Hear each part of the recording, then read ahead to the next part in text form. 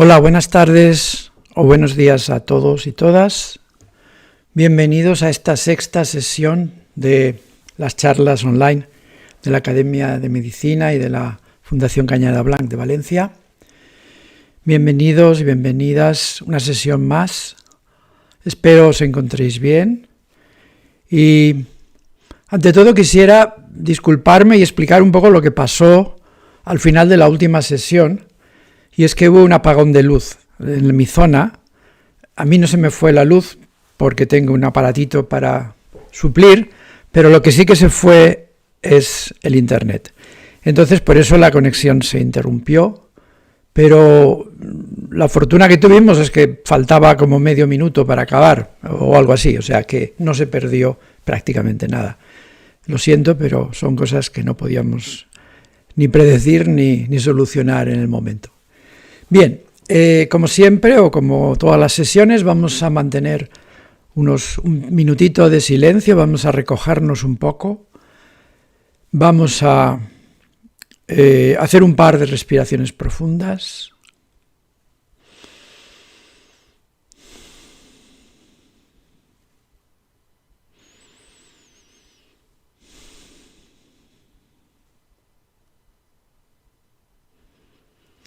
Vamos a sentirnos en grupo, vamos a sentir la humanidad compartida, vamos a sentir la comunidad que formamos aquí, con la intención de aprovechar este rato de práctica, de conocimiento también, de esta sexta sesión.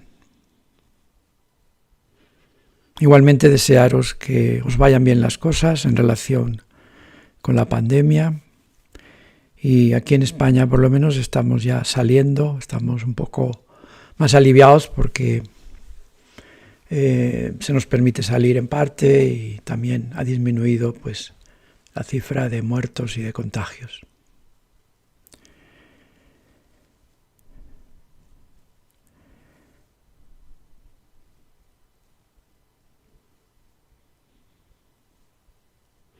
Bien, tras este pequeño silencio vamos a comenzar con el tema de hoy y concretamente el tema de hoy van a ser las emociones, pero como siempre o como todas las sesiones yo quiero empezar antes con un tema más general relacionado con la meditación para poner en contexto todo esto que estamos haciendo y que estamos aprendiendo aquí.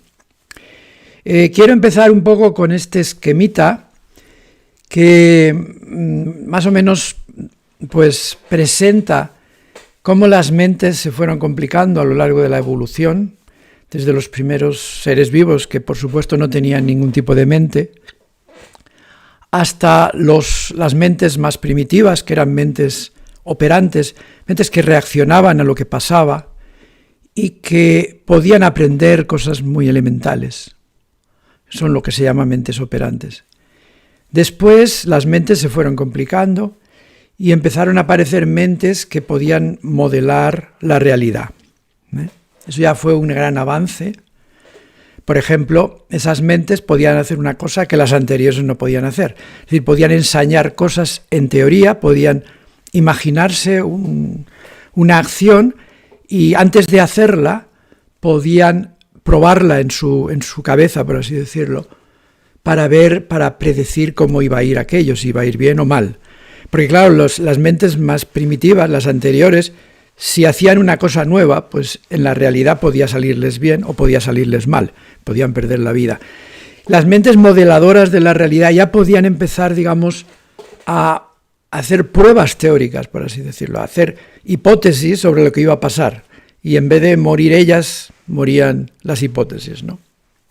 Luego hubo otro paso, que es que las mentes pudieran simular las otras mentes, ¿no? Ahí estamos nosotros y muchos, la mayoría de vertebrados. Y por último, nosotros tenemos esa característica de que somos mentes autoconscientes que nos podemos transformar. Ese es el punto en donde estamos nosotros, en ser mentes que nos transformamos. Esa capacidad que nos distingue es la de transformarnos a nosotros mismos. Y de eso se trata lo que estamos haciendo aquí.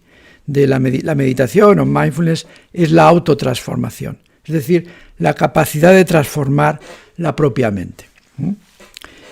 En ese sentido, por ejemplo, William James, que sabéis que fue un filósofo y psicólogo muy reputado de principios del siglo XX, un americano, escribió: el mayor descubrimiento de mi generación es que el ser humano puede cambiar su vida modificando sus actitudes. Bien, ese puede ser que fuera un descubrimiento a nivel de conciencia, de que la gente se hacía consciente, pero evidentemente la humanidad llevaba muchos siglos y milenios cambiando su vida, modificando sus actitudes, aunque es posible que tuviera William James razón en que fue en esos momentos del pasado siglo cuando la gente se empezó a dar cuenta de una forma más masiva de que realmente modificando nuestras actitudes podíamos cambiar la vida. Esa es nuestra situación, ¿no? Y esto lo he querido un poco así representar, ¿no? Que al cambiar la actitud y la relación con la experiencia, nosotros podemos hacer eso. Es decir, podemos cambiar nuestra relación con la experiencia que tenemos. Y eso nos lleva en la meditación, es lo que hacemos en la meditación. Lo que hacemos en la meditación es cambiar nuestra actitud con las experiencias que estamos teniendo, ¿no? Eso es muy importante porque nos damos cuenta del enorme poder que tenemos sobre nosotros mismos, sobre nuestra mente, ¿eh? Al meditar cambiamos la relación o la actitud que tenemos con la experiencia. Y eso se traduce en que después ese cambio de la meditación se extiende a la vida, ¿eh?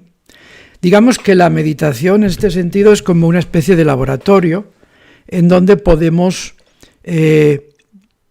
cambiar o probar a cambiar, ensayar a cambiar nuestra mente, y esos cambios que vamos ejerciendo en el laboratorio, que vamos ensayando en el laboratorio, después se van a extender a la vida real. Por eso yo decía, y lo repito alguna vez, que la meditación estamos como protegidos, es decir, es un entorno en que prácticamente no nos puede pasar nada, porque lo que hagamos no tiene repercusión directa en la vida real. No es lo mismo que si hiciéramos experimentos en la vida de cambios importantes. Simplemente en la meditación hacemos cambios importantes en nuestra mente, pero de momento esos cambios no se reflejan en la vida. Después se van a reflejar en la vida. Por tanto, si vemos así la meditación, lo que quiero que saquéis, digamos, de esta consideración es eso. Si vemos la meditación como una especie de ensayo, como una especie de laboratorio en donde cambiamos nuestra mente y después ese cambio en la mente se va a reflejar en la vida. Pero hay un momento intermedio que es la meditación, en la cual estamos como preparando, como ensayando ese cambio que después se va a reflejar en la vida, ¿no? Por eso la meditación es tan importante, porque es una forma de cambiar nuestra mente que luego va a tener consecuencias en la vida. Pero de momento cambiamos solo la mente, cambiamos poco a poco, a veces más rápido, cambiamos el funcionamiento de la mente. Por lo tanto, si concebimos así, digamos, la meditación, pues claro, podemos volver a la afirmación de James, ¿no? El mayor descubrimiento es que el ser humano puede cambiar su vida modificando sus actitudes. O sea, que tenemos esa capacidad, ese poder de cambiar nuestra vida a través de las actitudes que tenemos ante la vida, ante los hechos que se nos van presentando, ¿no? Y este es el sentido de la meditación, o vamos a decirlo así, uno de los sentidos de la meditación, que vamos a cambiar la mente y a través de ese cambio de mente acabamos cambiando la vida. Por eso la meditación nos da en el fondo un gran poder, ¿no? Nos da un gran poder si lo hacemos, claro, si nos lo tomamos en serio. Bien, esto tiene, digamos, una aplicación un poco general para vuestra concepción de lo que es la meditación, de lo que es mindfulness. Y ahora vamos a meternos un poco con el tema que nos va a ocupar hoy y que probablemente nos va a ocupar también el próximo día, porque es un tema que da mucho de sí. Lo enmarcamos, como siempre, en los contenidos de la consciencia. Este es el gráfico, la representación que he puesto y la mantengo, aunque hay, por supuesto, más contenidos. Pero ahí tenemos los más importantes, los que más generalmente nos ocupan. Y lo que vamos a hacer hoy es empezar a hablar de uno de ellos, que son los sentimientos.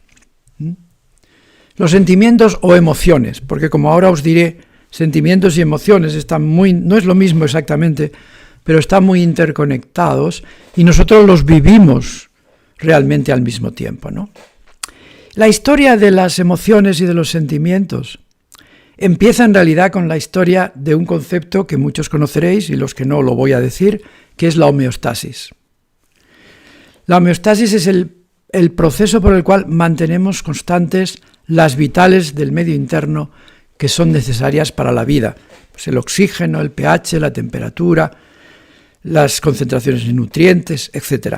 Los seres vivos complejos como nosotros hemos creado un medio interno, es decir, que nuestras células no tienen que vérselas directamente con el exterior, sino que se las tienen que ver con el medio interno, con la sangre y algunas otras líquidos, pero principalmente la sangre, ¿no? Y digamos que las células así les permite especializarse y les permite olvidarse de cubrir sus necesidades vitales mínimas. Pero claro, entonces el medio interno tiene que estar bien, tiene que estar en su sitio. Y realmente las variaciones que admite el medio interno son pequeñas. Fijaos o pensad que si nos falta el oxígeno, pues nos morimos con rapidez. Si la glucosa se va mucho, pues también las consecuencias son desastrosas, etcétera, etcétera. La temperatura misma no puede oscilar más que dentro de unos niveles bastante estrechos.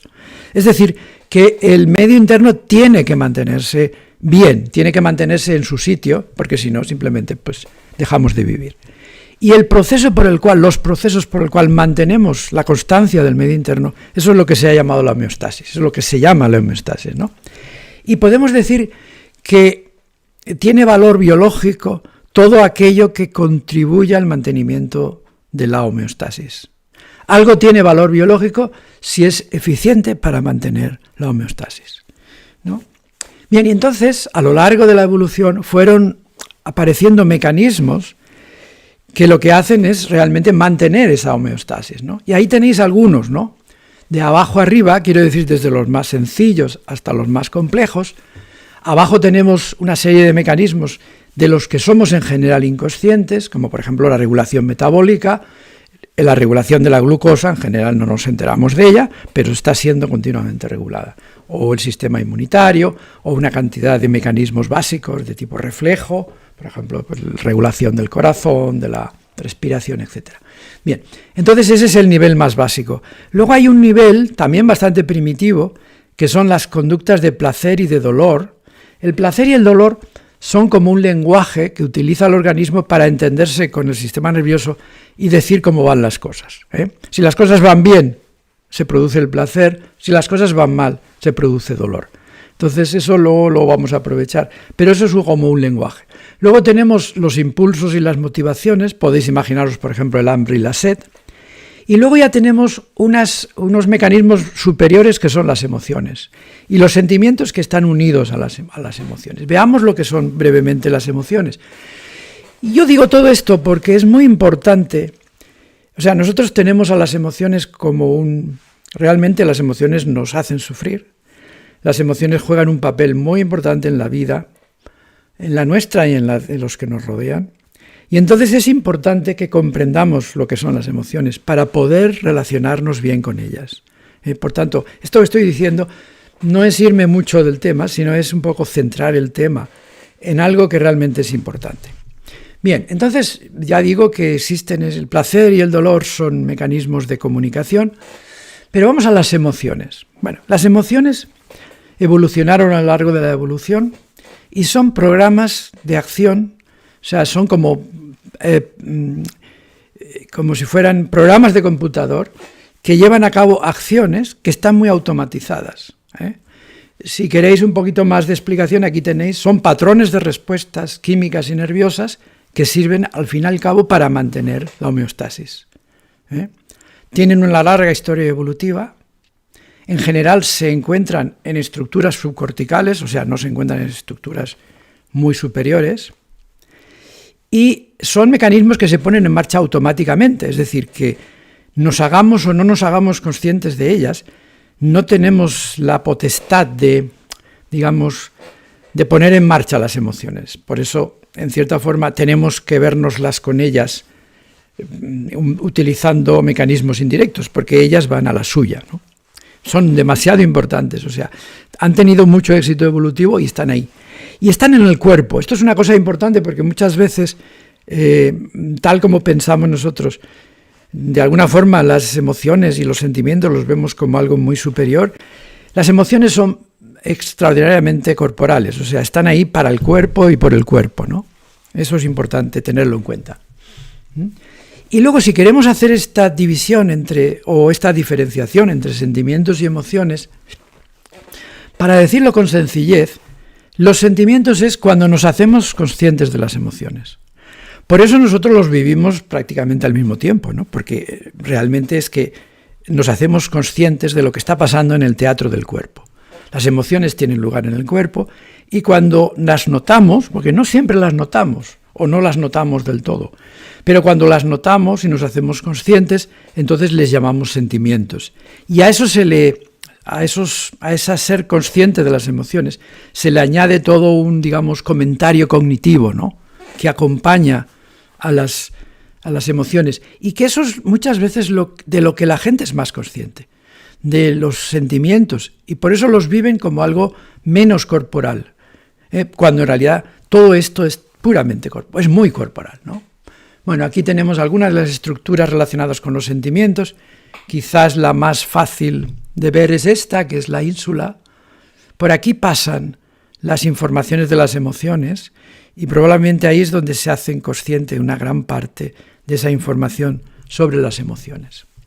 Bien, hoy día sabemos que existen por lo menos esos 7 sistemas afectivos que tenéis ahí delante.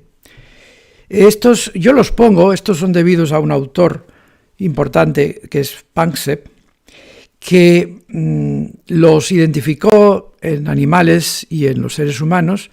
Hay que tener en cuenta que nosotros, digamos, hemos heredado todos los mecanismos emocionales de los animales, es decir, son muy parecidos a los de las demás especies, ¿no? Entonces ahí tenéis esos 7 que están claros, que se conocen bastante bien. Eso no quiere decir que no haya más, ¿verdad?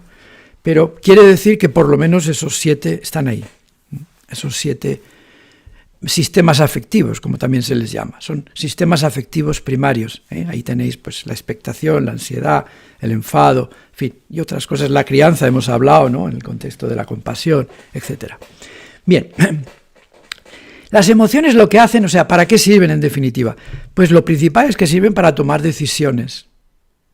Decisiones de acuerdo con las necesidades del organismo y de acuerdo con las necesidades, o sea, con las necesidades homeostáticas del organismo y con el estado del mundo externo. Es decir, reaccionamos al mundo externo para hacer cosas que mantengan nuestra homeostasis.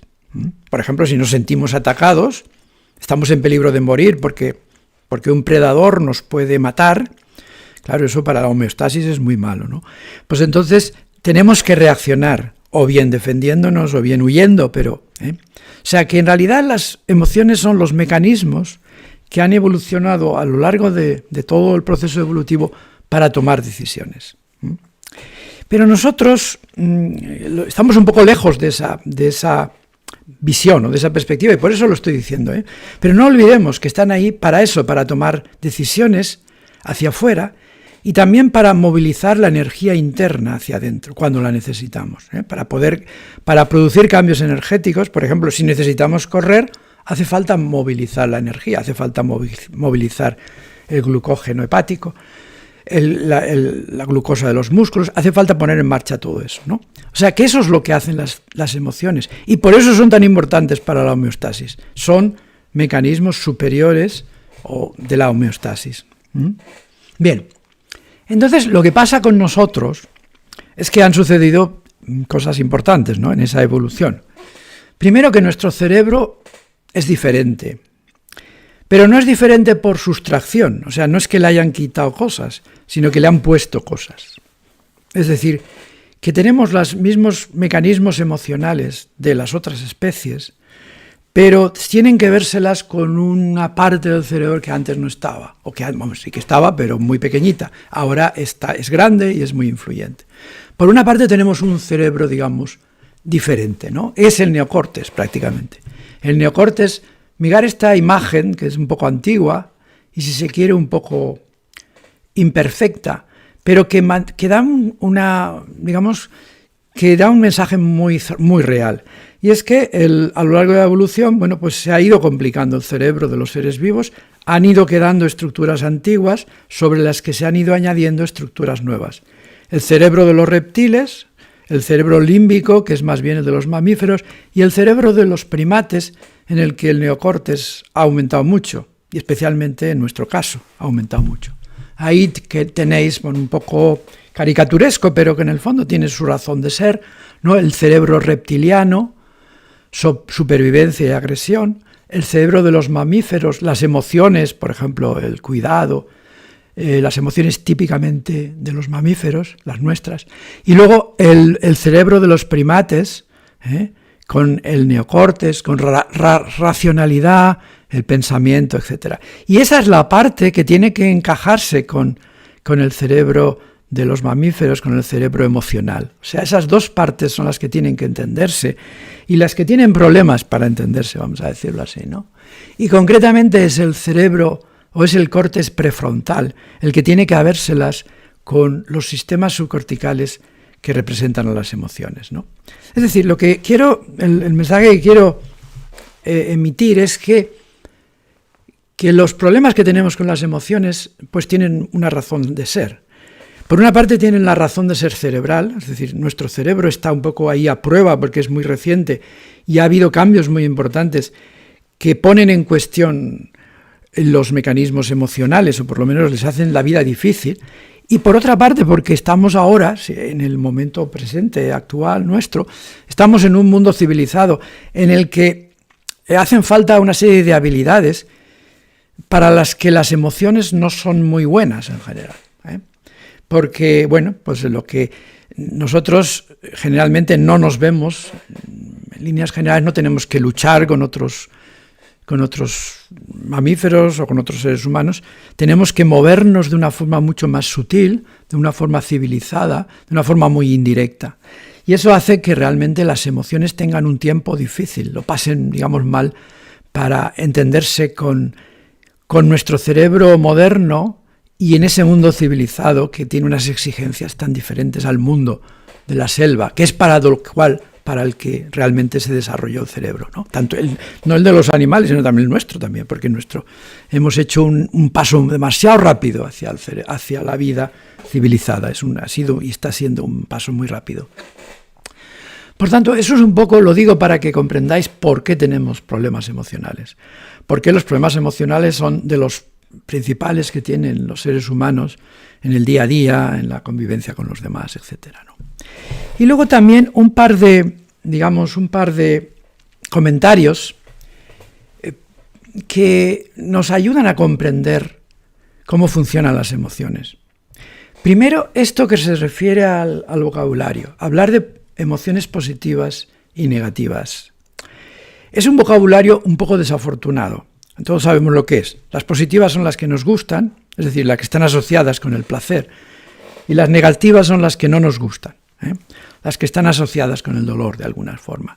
Pero ese nombre de positivo y negativo te lleva a pensar que unas son buenas y que otras son malas. Y no es así, o sea, nada más lejos de la realidad. Todas las emociones tienen la mejor intención del mundo, tienen la intención de ayudarnos, tienen la intención de avisarnos de que existe un problema en el mundo psicológico, en el mundo emocional, en el mundo afectivo, de que existe un problema que hay que solucionar. Es decir, que en ese sentido no son negativas. Se les llama negativas porque no nos gustan, eso sí. Y entonces hay que acudir, para explicar esto, hay que acudir a un símil, que es el símil del dolor físico. Igual que el dolor físico no nos gusta, pero es necesario para la supervivencia. Las emociones negativas no nos gustan, pero son necesarias para la supervivencia. Quizás se ve más en el dolor físico.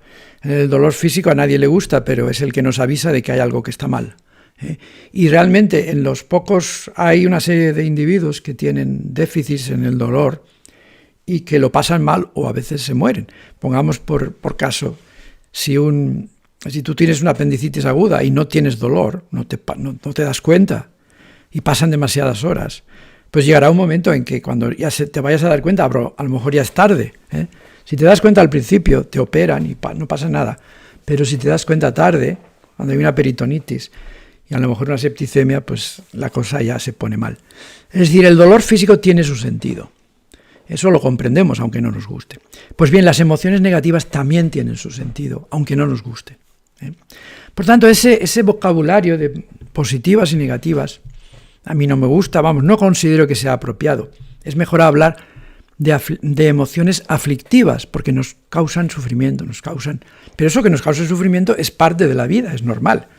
No es que las emociones estén mal, ni que sean malas, sino que simplemente para darnos su mensaje, tienen que hacernos sufrir, en cierta forma.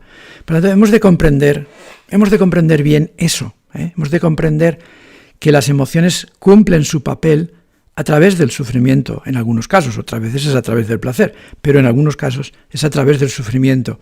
Y por tanto tenemos que aceptar que son así, que no nos quieren mal las emociones, sino que son una parte de nosotros mismos, que son difíciles de encajar, por lo que he dicho antes, porque el cerebro nuestro es complejo y es relativamente moderno, y porque encima de eso, o más que eso, estamos viviendo en un mundo tan complejo, que esas emociones que habían evolucionado para otro tipo de situaciones se están viendo, digamos, insuficientes para hacer frente a las emociones, o a las situaciones, que tenemos ahora en nuestro mundo tan diferente, tan entre comillas, civilizado, ¿no? Tan moderno, entre comillas. Y esa modernidad trae consigo muchos problemas. Por eso es bueno que comprendamos todas estas cosas para que tengamos una actitud positiva y comprensiva hacia las emociones. Comprendamos que causan problemas, pero que causan problemas por razones poderosas y que parte de nuestra habilidad tiene que dirigirse a eso, a resolver esos problemas. Otro de los problemas que aparecen con las emociones es el relacionado con el tiempo. Lo explicaré brevemente, pero es importante. Es decir, una cosa es la actividad mental y otra la representación mental. Aquí tengo la metáfora del cine, o de no sé si os sirve, quizás os sirva, es decir, en una cámara de cine pues podemos ver el presente, podemos ver el pasado o el futuro, pero la cámara siempre está en el mismo sitio, siempre está en el presente. Y eso es lo que sucede con nuestro cerebro. Es decir, nuestro cerebro siempre vive en el presente, pero se puede imaginar el futuro, se puede imaginar el pasado. Es decir, nos podemos representar, por eso hacía yo referencia antes a la representación. Una cosa es la actividad, que siempre es en el presente, y otra cosa es lo que representa la mente. Y la mente se puede salir del presente en el sentido de representar otra cosa, pero realmente no se ha salido del presente, simplemente digamos que ese es como en el cine se está proyectando otra película, pero realmente la cámara de proyección o el cerebro en este caso está siempre en el presente, no está nunca fuera del presente, ¿no? Pero aquí viene lo interesante en relación con las emociones. ¿Qué pasa con las emociones? Bueno, pues que el sistema emocional se pone en marcha no solo ante lo que está sucediendo en el presente, es decir, no solo ante la actividad, sino que también se pone en marcha cuando se ponen en marcha las representaciones. Es decir, que aunque cuando nos representamos el pasado, las emociones se conectan. Cuando nos representamos el futuro, las emociones también se conectan. podría no ser así. Uno se puede imaginar teóricamente un sistema nervioso en que las cosas no fueran así, pero la realidad es que es así, ¿eh? Pero eso quiere decir que nos emocionamos frente a cosas que no existen. Eso es lo que en la práctica sucede. Nos emocionamos con cosas que fueron hace mucho tiempo, nos emocionamos con el pasado y luego nos emocionamos con cosas que ni existen ni a lo mejor pasan nunca. Es decir, nos imaginamos cosas en el futuro y nos emocionamos con las cosas imaginadas, ¿no? Esto presenta también otro problema de complicación a seres como nosotros en los que la imaginación es muy potente, ¿eh? Es decir, que nuestra imaginación no es algo, digamos, puramente cognitivo, que dijéramos que nos serviría pues, para resolver problemas matemáticos o para hacer predicciones, que también lo es, sino que está conectado con las emociones. Y claro, al estar conectado con las emociones, nos emocionamos con las cosas que imaginamos. Y nos emocionamos, por supuesto, con las cosas que recordamos. O sea, nos emocionamos tanto con el pasado como con el futuro. Y eso complica extraordinariamente nuestro funcionamiento emocional, ¿eh? Porque estamos teniendo emociones que no responden a realidades, ¿eh? Responden a representaciones, responden a imaginaciones. Eso es otro de los factores que complica la vida emocional. En relación con esto, bastante relacionado con esto, nosotros podríamos decir que precisamente porque tenemos ese cerebro más evolucionado, ese cerebro con la capacidad de ser conscientes, con la capacidad de verse a sí mismo, de comprenderse a sí mismo, pues podemos domesticar hasta cierto punto las emociones. He empleado esta palabra porque un poco transmite lo que quiero decir. Es decir, las emociones, digamos, están ahí como potentes fuentes energéticas que nos impulsan a actuar en una determinada dirección, pero que hasta cierto punto podemos controlar nosotros, los seres humanos. Podemos, como digo yo aquí, domesticarlas. Hasta cierto punto digo, porque a veces no puede ser. Ahora bien, para domesticar las emociones tenemos que esforzarnos, tenemos que ensayarlo, digamos. No es una cosa que nos viene dada con facilidad. Ahí juega un papel muy importante la educación y juega un papel muy importante lo que hagamos nosotros, ¿no? Lo que nos esforcemos nosotros para domesticar las emociones. En ese sentido, la meditación puede ser un muy buen ejemplo de cómo podemos domesticar las emociones. Es decir, de cómo en la meditación podemos ensayar técnicas para que nos ayuden a controlar mejor las emociones, a que no seamos esclavos de las emociones, ¿no? Eso dura, eso tarda tiempo, eso exige un entrenamiento, ¿eh? Cuando somos pequeños, las emociones tienen un papel más importante, tienen un papel, digamos, nos dominan más las emociones. Y parte de la educación y parte de nuestra propia educación es la de domesticar esas emociones, de llegar a un ten con ten con las emociones, ¿no? Bien, entonces una de esas formas que hoy quiero mencionar y que quiero un poco, aunque sea suavemente, vamos a hacerla en la meditación, es lo que se llama la ecuanimidad. ¿Qué es la ecuanimidad? Bueno, hay muchas formas de definir la ecuanimidad. Yo aquí os he escogido esta, que es de un americano, es un hombre contemporáneo, que ha estudiado mucho el budismo. Quizás por eso se ha interesado también por la ecuanimidad, porque es una de las cosas que aparece en el budismo, pero vamos, aparece en toda la cultura humana. Dice esta definición que, si os fijáis bien, está muy bien. Ya digo que hay otras formas, pero esta está muy bien. Dice, es una forma de estar presente en el placer sin apego y de estar presente en el dolor sin resistencia. Esto pertenece a la domesticación de las emociones. ¿Por qué? Pues por cuando nosotros encontramos cosas que nos producen placer, tendemos a apegarnos a ellas, ¿eh? Tendemos a quedarnos con ellas. Y cuando encontramos cosas que nos producen dolor, tendemos a separarnos de ellas y a evitarlas.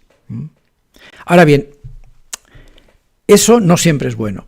Es decir, muchas veces nos conviene resistir a esos impulsos tan fuertes que tenemos, y eso es lo que nos permite el cerebro humano, ser ecuánimes, no reaccionar de la forma tan primitiva. Es decir, hay muchos grados en eso, pero podemos salirnos un poco, es decir, dejar de ser, digamos, esclavos de nuestras emociones. Podemos un poco liberarnos de los impulsos más primarios, afectivos, ¿no? Y como nos vamos a meter un poquito en la ecuanimidad, en la meditación, no mucho, porque quiero también trabajar otros detalles, pero quizás una forma de decir, esta es una forma del tercer patriarca Chan, o sea, cuando llegó el budismo de la India a China, hubo una especie de fusión entre lo que era el budismo en sí con el taoísmo, ¿no? Y de esa fusión nació lo que hoy día se llama Zen, que en realidad, claro, en China es Chan.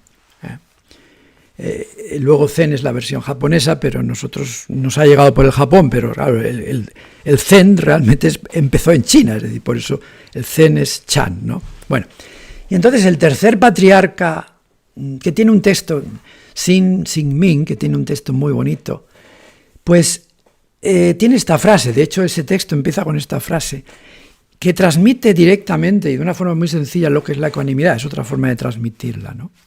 Fijaos lo que dice. Dice, el gran camino no es difícil para aquellos que no tienen preferencias. Es decir, es no preferir. Si no prefieres, te liberas de muchos problemas. El gran camino no es difícil para aquellos que no tienen preferencias. Esa es también otra forma de definir o de comunicar de forma quizás más directa y más sencilla y menos intelectual, que es la ecuanimidad. Es no tener preferencias, ¿no? Por eso decía, el gran camino es el Tao, ¿no? El gran camino no es difícil para aquellos que no tienen preferencias. Para poner un pequeño ejemplo, por ejemplo, he puesto aquí 2 ejemplos de cosas que típicamente nos emocionan en un sentido o en otro.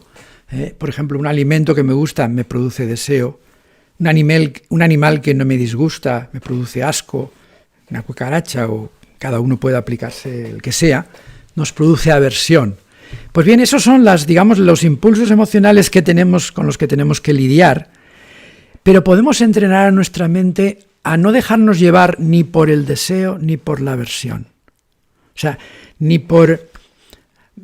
a entrenarnos a no querer aquello que nos sentimos atraídos por ello y a no evitar aquello que nos produce aversión. Es decir, con el tiempo es cuando vamos desarrollando la ecuanimidad.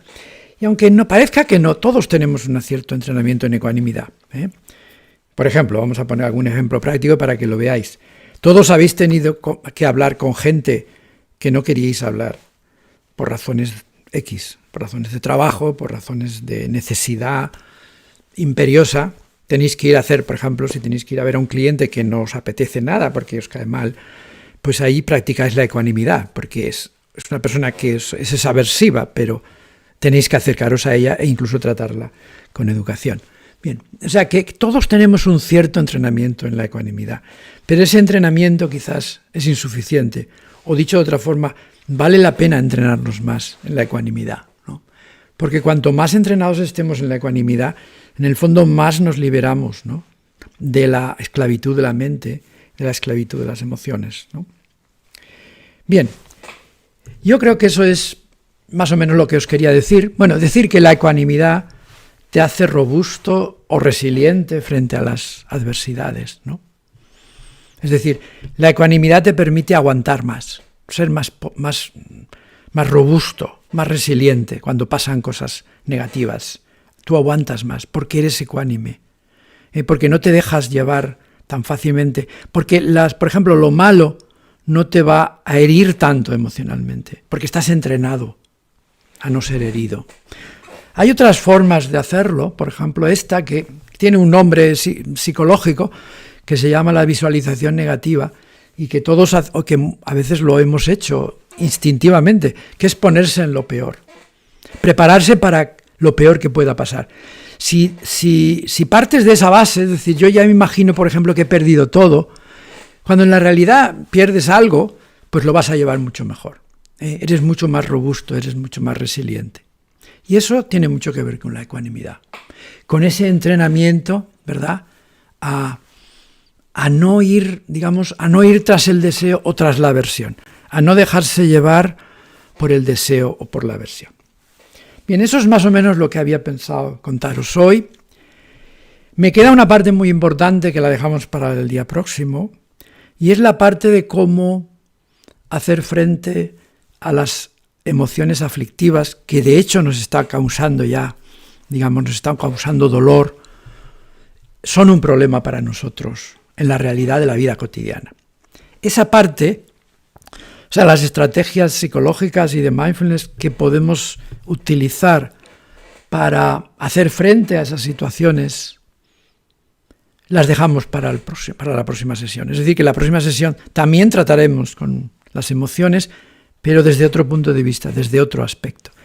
Lo que yo quería hoy es que tuvierais una cierta visión general, muy general, de lo que son las emociones desde el punto de vista biológico, de por qué están ahí, de por qué son tan importantes y de por qué nosotros tenemos problemas con las emociones. Porque es lógico que los tengamos, dadas las características del mundo que nos ha tocado vivir y dadas las características de nuestros cerebros. Eso era un poco mi idea de hoy. Y lo que vamos a hacer en la meditación es un poco entrar en lo que siempre es el leitmotiv de estas charlas, en la consciencia de algún contenido de la conciencia, ¿no? En este caso, en la consciencia de los contenidos emocionales, de los sentimientos. Quizás sea eso lo más importante de lo que vamos a hacer en la meditación. Si tengo tiempo, señalaré un poco la ecuanimidad, pero lo que me parece más importante es que os entrenéis a ser conscientes de los sentimientos y emociones de esa pareja, que es casi lo mismo, aunque no es lo mismo, pero que en la práctica nosotros la vivimos como lo mismo, ¿no? Porque cuando somos conscientes de las emociones, le llamamos sentimientos. Si no somos conscientes, no nos enteramos y por tanto no hablamos de ellas. Si somos conscientes, les podemos llamar como queráis, sentimientos o emociones. Pues es una pareja, digamos, que van siempre muy unidos. Bueno, y entonces mi principal finalidad en esta meditación es que os hagáis conscientes o que empezáis a familiarizaros con el hecho de hacerse consciente de las emociones y de los sentimientos que tenéis en vuestra mente. Pues vamos allá. Bien, vamos allá y cuando acabemos la meditación, prácticamente acabaremos la sesión. Me parece que no me va a dar tiempo para ninguna pregunta, por tanto vamos a la meditación. Allá vamos.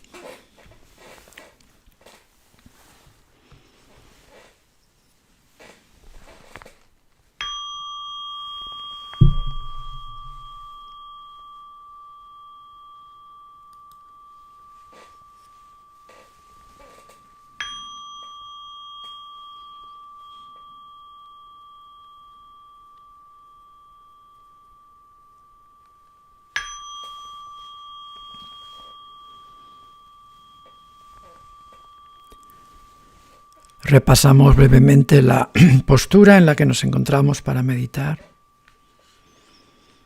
Hacemos un par de respiraciones profundas para soltar las tensiones del cuerpo y procuramos también liberar la mente de cualquier preocupación que la entretenga en estos momentos. Vamos a adoptar esa actitud positiva hacia nosotros mismos, conscientes de que la meditación es una forma de cuidarnos, de tratarnos bien.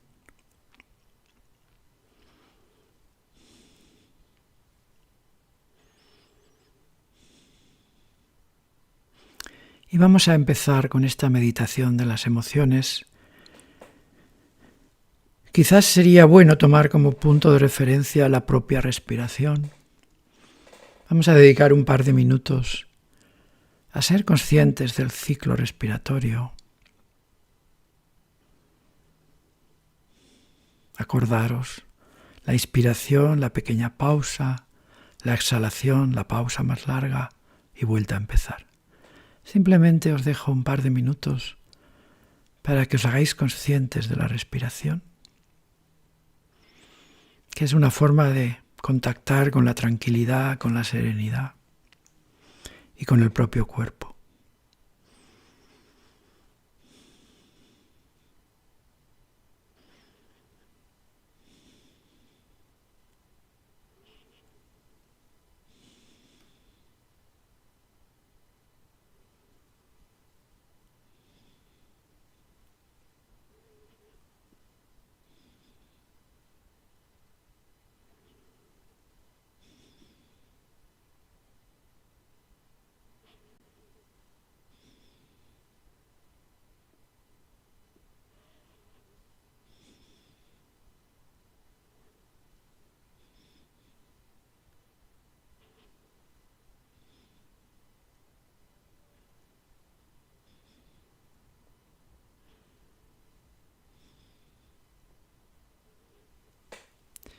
Y ahora siempre conservando un poco la respiración en el fondo, en el trasfondo, conservando la respiración como telón de fondo. Explorar vuestra mente a ver si descubrís alguna emoción. Es muy fácil que aparezca cualquier emoción. Quizás recordando las últimas horas, habéis tenido alguna experiencia emocional concreta. A ser posible algo que no sea muy complicado, que podáis delimitar con claridad. Que podáis recordar qué es lo que estabais sintiendo cuando teníais esa emoción. Seguro que a lo largo del día han sucedido uno o más episodios emocionales o emocionalmente relevantes. Recordar uno de ellos y simplemente vivir qué es la emoción, es decir, hacer consciente la emoción. Si os fijáis, veréis que la emoción es algo que se escenifica en el cuerpo.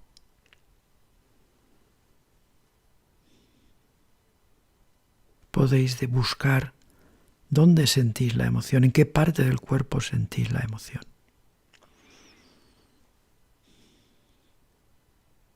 A veces no es fácil. De hecho, no tenemos demasiado entrenamiento, pero las emociones por definición son acontecimientos somáticos, son corporales. Por tanto, intentad localizar qué parte de vuestro cuerpo se ve afectada por la emoción. Simplemente describirlo para vosotros, simplemente daros cuenta de lo que está pasando. Se trata de ser conscientes. Ser conscientes de eso que se está moviendo en el cuerpo.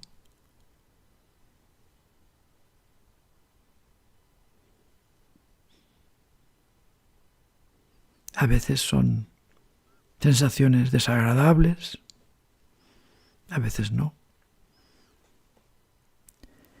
Y claro, esas sensaciones, esa emoción, va acompañada de algún pensamiento. Generalmente, pensamientos y emociones se potencian mutuamente. Una emoción causa un pensamiento, genera un pensamiento, y ese pensamiento a su vez refuerza la emoción. Simplemente os pido que os hagáis conscientes de todo eso que pasa ahí. No se trata de cambiarlo en este momento, se trata simplemente de haceros conscientes de esa emoción y de los pensamientos o sentimientos, si queréis. Cada uno lo puede llamar como más le parezca oportuno, es decir, como más oportuno le parezca. Puede llamarlo sentimiento, puede llamarlo emoción, puede ser una mezcla. Los aspectos más cognitivos es lo que caracteriza el sentimiento y los menos cognitivos es lo que caracteriza la emoción, pero van unidos. Digamos que el pensamiento comenta la emoción y a su vez le echa más leña al fuego de la emoción. Simplemente está bien que ensayéis el distanciamiento, esa actitud que es característica de mindfulness y de la meditación, que es observar lo que pasa sin intervenir.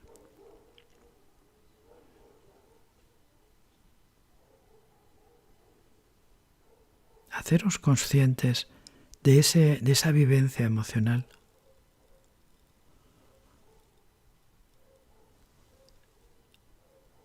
E igual que nos hacíamos conscientes de la respiración o de otros contenidos o de otros fenómenos de la consciencia, haceros conscientes de la emoción que hayáis elegido. Simplemente se trata de hacerla consciente de una forma distanciada. Es decir, sin reaccionar.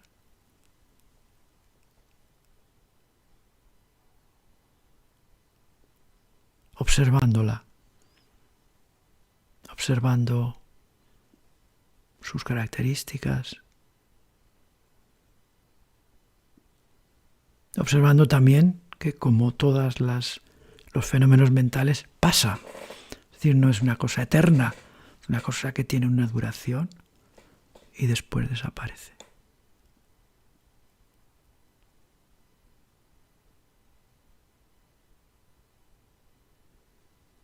Y es posible que se agote en sí misma y luego paséis a otra cosa, a otra emoción o a otro pensamiento.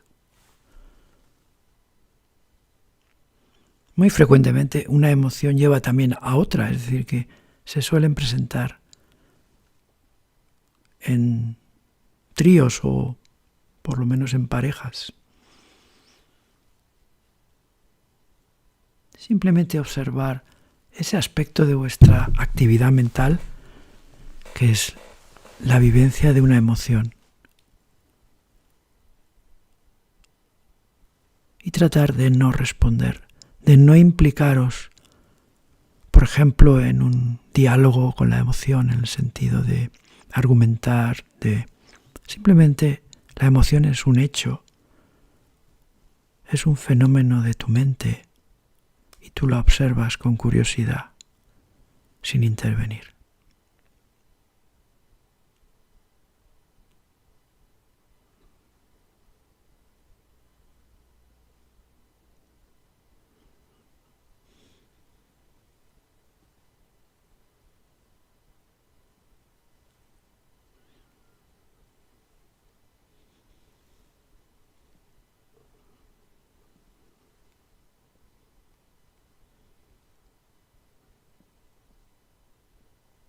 En cierta forma, esta actitud que estamos tomando ya conlleva la ecuanimidad en sí misma, o una cierta forma de ecuanimidad,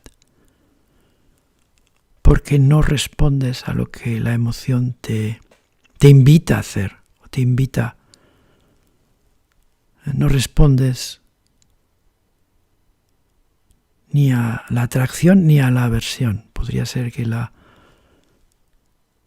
emoción te llevara a algún tipo de atracción o que la emoción te lleve a algún tipo de aversión. Pero con la actitud que tenemos aquí en meditación, en mindfulness, no te implicas, o sea, no entras al trapo. Eso ya es ecuanimidad. Aunque no vamos a tener tiempo de entrar en una meditación larga de ecuanimidad, pero eso ya es ciertamente ecuánime. No entrar al trapo de lo que la emoción te pide o te invita a hacer. Simplemente la observas como un fenómeno de tu mente. Es posible que dada la emoción que haya aparecido, te haya producido cierta actividad en el sistema nervioso simpático y parasimpático, es decir, que notes algo, por ejemplo, una aceleración del corazón. Simplemente, entonces apóyate en la respiración, sé consciente de la respiración y deja que tenga su efecto calmante y tranquilizante.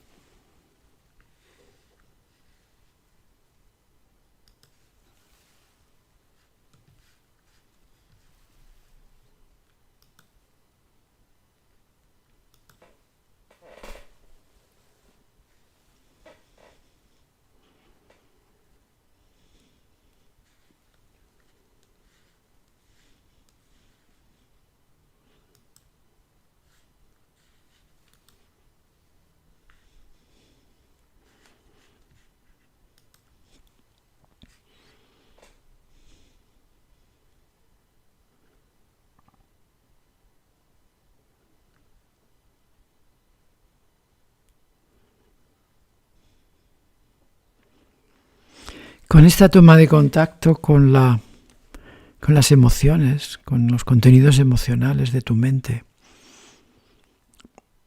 estamos un poco preparando también la próxima meditación, la meditación del próximo día, para la cual os pediré, ya que ahora tengo la oportunidad de hacerlo, os lo digo, que para el próximo día escojáis un tema emocional que os sea hasta cierto punto problemático, una emoción con la que tengáis que lidiar bastante a menudo, que se presenta una y otra vez. Es un tema no resuelto, es un tema emocional que de alguna forma te preocupa, o por lo menos te produce sufrimiento. Entonces, ya que hay tiempo, tenéis toda la semana para pensar en escoger un tema que a cada uno, cada una de vosotros o vosotras, personalmente les sea importante.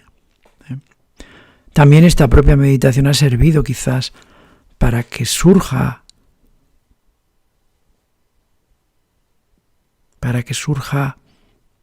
algún tema especial que es personalmente más, digamos, más querido o más necesitado, vamos a decirlo así, por un tema personal que para cada uno tiene una especial sensibilidad.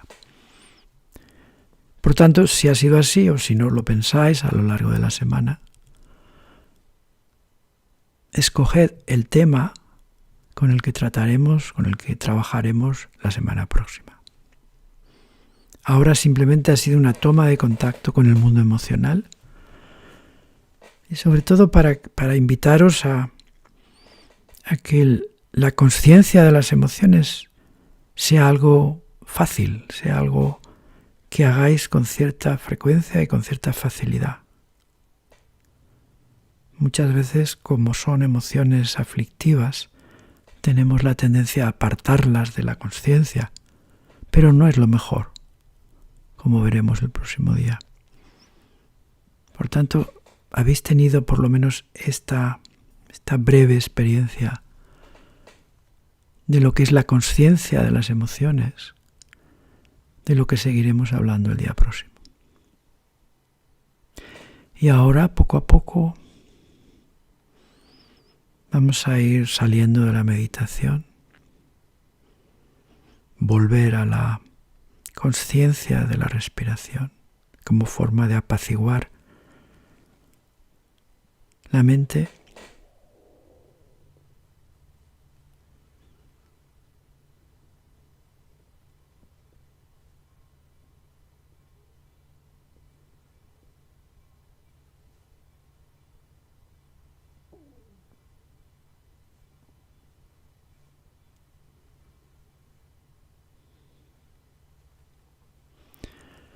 y poco a poco os vais reincorporando al mundo externo y saliendo de la meditación sin prisa, observando cómo está vuestra conciencia después de esta meditación.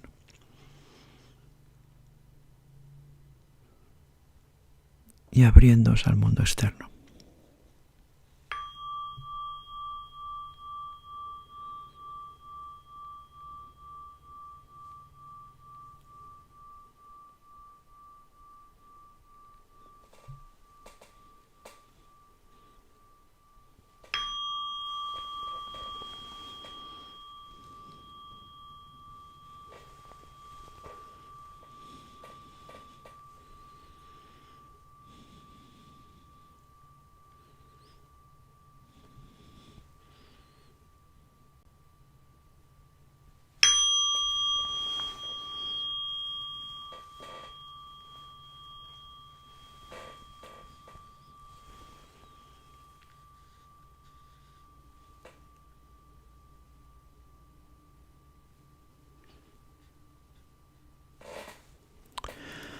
Bien, pues vamos a dejarlo aquí. Me despido de vosotros hasta la semana que viene. Os deseo una buena semana. Os deseo que os vayan las cosas bien. Y pensar eso que os he dicho, pensar en un tema con el que trabajar la semana próxima. Buenas tardes y hasta pronto. Muchas gracias por vuestra atención.